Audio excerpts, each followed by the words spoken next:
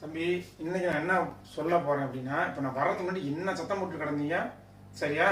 குதிச்சிங்க, ஆனீங்க. என்னால காலையில இருந்து உங்க கூட இருக்கிறோம், டார்ச்சர் தாங்கவே முடியல. இது உங்களை சமாளிக்க முடியல, காது கிழியுது.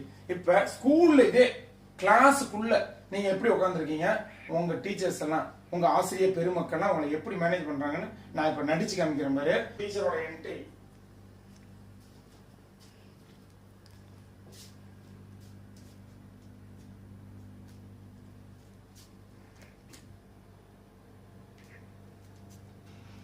அப்படி இருக்கும்போது நீங்க என்ன சொன்னீங்க?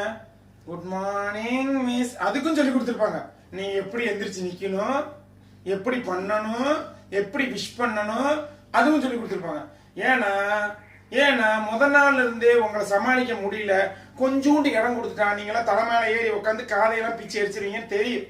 அதே மாதிரி ஒரு கிளாஸ்ல இருந்து அடுத்த கிளாஸ் அடுத்த கிளாஸ் அடுத்த கிளாஸ் 8 பீரியட் முடிச்சுட்டு அந்த அம்மா வெளியே வரும்போது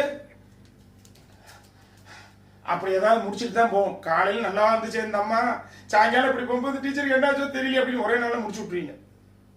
அதை தாண்டா நீங்க செய்வீங்க. அதனாலதான் ஸ்கூல்ல மட்டும் இருக்கும்போது எப்படி இருக்கிறீங்க, ஸ்கூல்ல இருக்கும்போது என்னடா பார்வை, என்ன பார்வை, ஸ்கூல்ல இருக்கும். அப்ப நாங்க இழிச்ச வாங்களா சொல்லி இழிச்ச வாங்களா, நாங்க பல்ல போட்டு